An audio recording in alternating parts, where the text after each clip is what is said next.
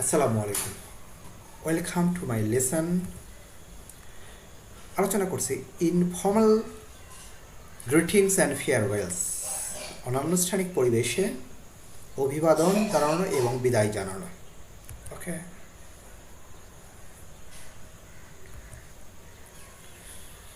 এখানে দুজন ফ্রেন্ডের মধ্যে, ক্লাসমেটের মধ্যে কথোপকথন চলছে। ওকে, কথোপকথনটা হলো এরকম: conversation, hi Helen, how is it doing? Fine, thanks. And you? Where are you off to? To the library. I've got a history exam next week and need to start studying. Oh no. Well, I'll see you later then. Good luck. See you later. এখানে এই যে bold লেটারগুলো, এগুলো নিয়ে আমি আলোচনা করব। Hi, how is going? Fine, thanks. And you, where are you off to? To the library. Oh no, see you later. Okay, এই বিষয়গুলো নিয়ে এখানে আলোচনা করছি।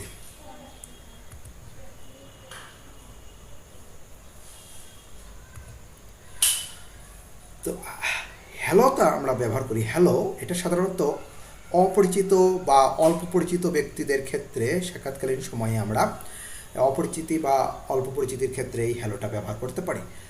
আর হাইটা ব্যবহার করা হয় হলো অধিক পরিচিতির ক্ষেত্রে।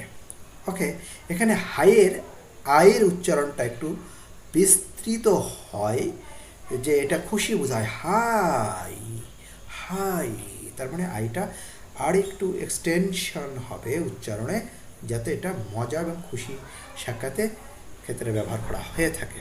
ওকে, আচ্ছা, এরপরে ওখানে আমরা দেখলাম হাউ ইজ ইট গোয়িং। বলে রাখি, হাউ ইজ ইট গোয়িংটা হলো আমরা এটি ইনফর্মাল ওয়েট পরিবেশে ব্যবহার করতে পারি, যা আমরা সচরাচর হাউ আর ইউ ব্যবহার করি। এটি হলো হাউ ইজ ইট গোয়িং, অর্থাৎ হাউ আর ইউ যে ভাবে ব্যবহার করবো, হাউ ইজ ইট গোয়িংটা ঠিক সেই, এটি বন্ধু বান্ধবদের ক্ষেত্রে ইনফর্মাল পরিবেশে ব্যবহার করা চাই। ওকে, এরপরে আমরা আসি ফাইন থ্যাঙ্কস।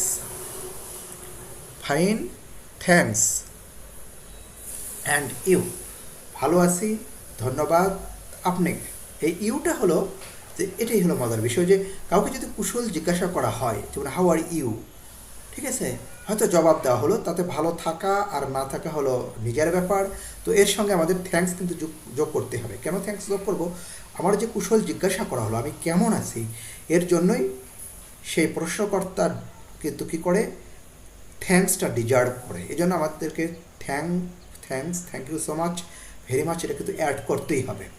আর এখানে অ্যান্ড ইউ, এই অ্যান্ড ইউ হলো প্রশ্নকর্তার যে প্রশ্ন ছিল হাউ ইজ ইট গোয়িং অথবা হাউ আর ইউ, আমি যদি অ্যান্ড ইউ বলি তাহলে ওই প্রশ্নকর্তার প্রশ্নটাই আমি আবার তাকে করলাম, যে আমি জবাব দিলাম যে আমি ভালো আছি, থ্যাংক ইউ, অথবা আমি ভালো নাই, থ্যাংক ইউ, কোনো রকম আছি, থ্যাঙ্কস, ভালো থাকি আর না থাকি থ্যাঙ্কস যোগ করবো।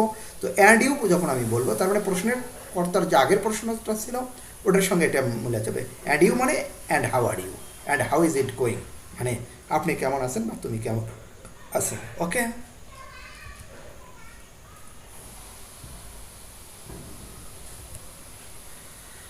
War are you off to. এই where are you off to ব্যবহার করা হয় সাধারণত, এটি ব্যবহার করা হয় যে ওয়ার আর ইউ গোয়িং, তুমি কোথায় যাচ্ছ। যেহেতু এটি ইনফর্মাল সিচুয়েশনে, এটি ওয়ার আর ইউ গোয়িং এর অর্থ তুমি কোথায় যাচ্ছ। Where are you off to মানে তুমি কোথায় যাচ্ছ, আপনি কোথায় যাচ্ছেন, এটি ব্যবহার করা হয়, যেহেতু এটি ইনফর্মাল পরিবেশ পরিচিতদের ক্ষেত্রে। ঠিক আছে, অর্থাৎ where are you off to হলো where are you going. Okay, আমরা জানি যে ইন্টোনেশন অর্থাৎ প্রোনাউন্সিয়েশনের সময় কোনো ওয়ার্ডের উচ্চারণের সাউন্ডটা ওপর দিকে বাড়ানো, আবার কখনো নিচ দিকে কমানো, এই রাইজিং ইন্টোনেশন এবং ফলিং ইন্টোনেশন আছে, যেটা পরে ইয়েস নো কোশ্চেন্সের ক্ষেত্রে দেখা যায় এরকম ক্ষেত্রে। Okay, where are you off to আমরা তো জানলাম। এরপরে আমরা আসি টু দ্য লাইব্রেরি। প্রশ্ন ছিল where are you off to, উত্তর ছিল টু দ্য লাইব্রেরি, অর্থাৎ I am going to the library. Where are you going? I am going to the library. Where are you off to? I am off to the library. বলে রাখি যে আসলে spoken ইংলিশে শুধু উত্তরটা বললেই হলো। Okay, what are you doing? Reading, reading a book. What are you reading? A novel. Okay, অর্থাৎ I am reading a novel. Where are you going? I am going to college লিখে দিলেই হয়ে গেল।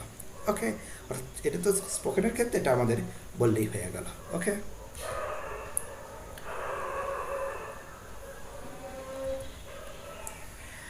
Oh no,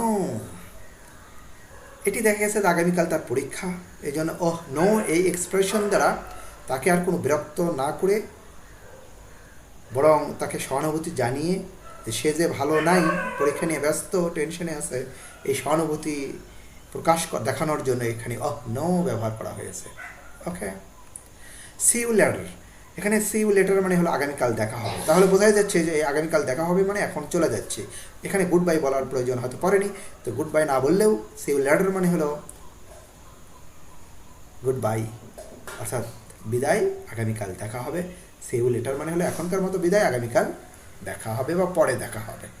okay, thank you, thank you for staying with me. Please subscribe my channel and follow my Facebook page.